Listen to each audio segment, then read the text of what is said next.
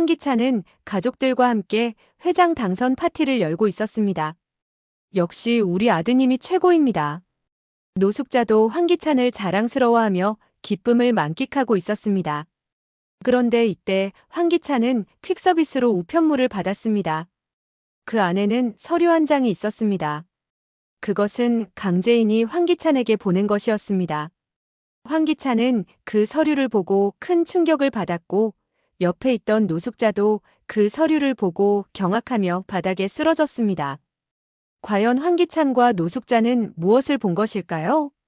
오늘은 황기찬과 노숙자가 어떤 비밀을 알게 되고 그 비밀로 인하여 어떻게 천벌을 받게 되는지 통쾌한 이야기를 예상해 보겠습니다. 강재인은 집도 잃고 아버지의 회사도 황기찬에게 뺏겼습니다. 그런 강재인에게 유일한 희망은 그의 아들인 황은호였습니다. 황기찬이 접근 금지를 신청하여 강재인은 황은호를 자주 볼 수 없었지만 그래도 가끔씩 걸려오는 황은호의 전화를 받고 기운이 났습니다. 강재인은 황은호의 사진을 볼 때마다 어떻게 황기찬 같은 악당에게서 황은호 같은 착한 아들이 나올 수 있었는지 의문이 들었습니다. 강재인은 본인이 착했고 은호를 착하게 잘 키웠기 때문에 은호가 착한 것이라고 생각했습니다. 그러던 어느 날 오후 강재인은 거리에서 우연히 한 남자를 마주쳤습니다. 사람들이 분주하게 오가는 인파 속에서도 그 남자의 모습은 단번에 그녀의 시선을 붙들었습니다. 낡은 청바지에 체크무늬 셔츠를 입고 있던 그는 익숙한 눈빛으로 그녀를 바라보고 있었습니다.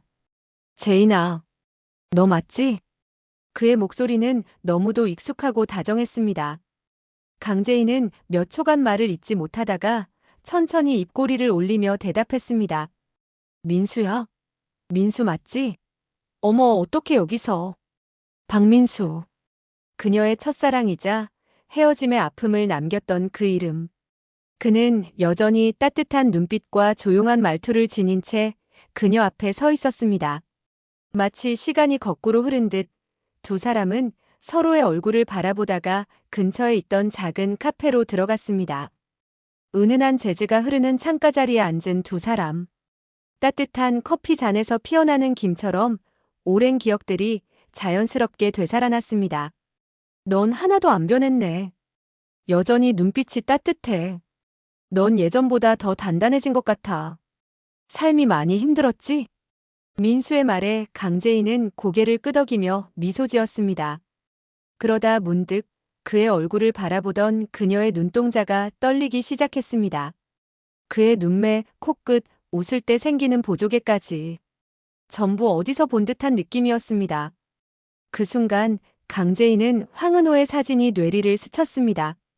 아이가 웃을 때마다 그녀가 느꼈던 설명할 수 없는 감정. 그 모든 감정의 퍼즐이 민수의 얼굴을 보고 완성된 듯 했습니다. 설마. 강재인은 불현듯 과거에 민수와 함께 캠핑을 갔던 일을 떠올렸습니다. 별이 쏟아지던 여름밤 두 사람은 조용한 강가에서 텐트를 치고 처음이자 마지막으로 서로의 사랑을 확인했던 그 밤.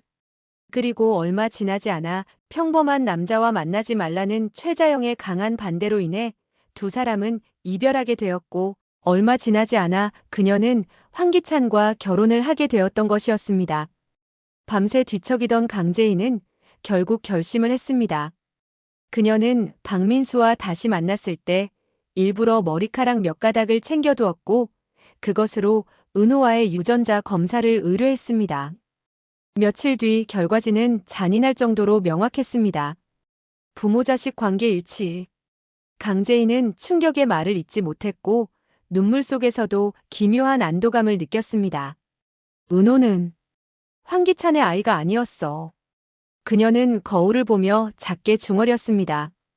은호가 사실은 진정한 사랑의 결실이었음을 깨달은 순간 가슴 깊은 곳에서부터 따뜻한 무엇이 피어올랐습니다. 그러나 동시에 그녀는 또 다른 의심에 휩싸였습니다. 황기찬이 진짜로 불임일 수도 있다는 의혹. 만약 그것이 사실이라면 강세리와 황기찬 사이에서 태어난 황지호 또한 그의 친자가 아닐 가능성이 있었던 것입니다. 더 이상 망설일 이유가 없었습니다. 이 진실은 반드시 세상에 밝혀져야만 했습니다. 며칠 후 그녀는 또 다른 유전자 검사를 의뢰했습니다. 이번에는 황세리의 아들 황지호와 황기찬의 유전자를 비교한 결과였습니다. 결과는 놀라웠습니다. 황지호 역시 황기찬과 친자 관계가 아니라는 충격적인 사실이 밝혀진 것이었습니다. 강재인은 2장의 검사 결과지를 봉투에 넣고 정중하게 편지 한 장을 써넣었습니다. 기찬 씨, 당신이 그렇게 자랑하던 아들들, 은호도 지호도 당신의 아들이 아니야. 진짜 당신의 자식이 누구인지 당신은 알 자격도 없어. 그리고 그 편지와 서류는 익명의 퀵서비스를 통해 황기찬의 집으로 보내졌습니다. 다음 날 화려한 조명 아래에서 황기찬의 회장 당선을 축하하는 파티가 열렸습니다. 실내에는 고급 와인이 잔을 채우고 이사진과 고위 임원들이 서로의 어깨를 두드리며 축배를 들고 있었습니다. 노숙자 또한 황기찬 곁에서 연신 웃으며 말했습니다. 역시 우리 기찬이가 최고야. 이젠 너 말고 누가 YL그룹을 이끌겠니? 황기찬은 위선적인 미소를 지으며 잔을 들어올렸고 그 순간 현관 초인종 소리가 울렸습니다. 비서가 문을 열고 들어와 조심스럽게 말했습니다.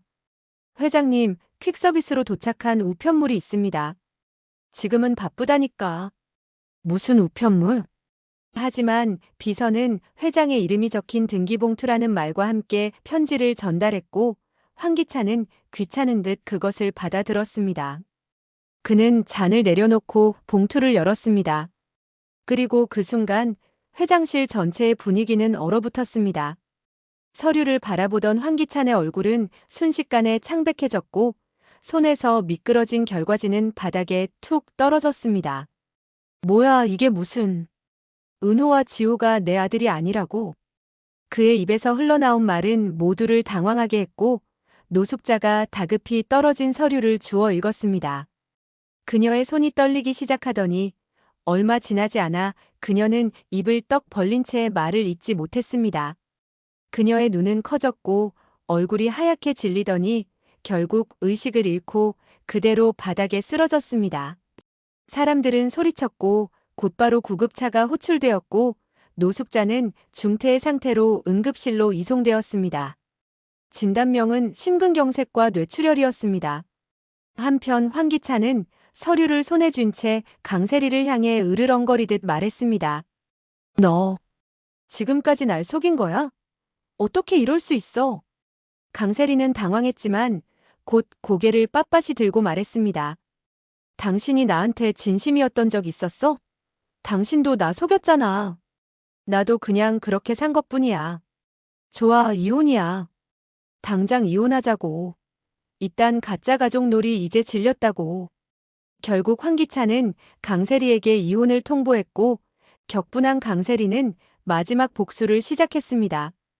그녀는 그동안 자신이 알고 있었던 황기찬의 비리와 횡령, 김도의 사건에 대한 결정적인 증거를 담은 파일을 기자들에게 넘겼고 그 파장은 엄청났습니다. 그렇게 황기찬과 강세리는 각각 체포되었고 법원은 2사람 모두에게 중형을 선고했습니다. 검은 욕망으로 시작된 그들의 결혼은 그렇게 감옥이라는 차가운 결말로 마무리되었습니다. 그리고 창밖에 봄비가 내리는 어느 날 강재인은 황은호와 함께 손을 잡고 걷고 있었습니다. 은호의 맑은 웃음에 그녀는 조용히 속삭였습니다. 이제 우리에게 남은 건 진짜 사랑과 행복뿐이야. 그녀의 눈동자에는 따뜻한 빛이 깃들어 있었고 그녀는 드디어 지난 고통의 시간을 뒤로한 채 새로운 시작을 향해 한 걸음을 내딛고 있었습니다. 강재인의 행복을 바라신다면 구독과 좋아요를 부탁드립니다. 소중한 시간 내주셔서 감사합니다.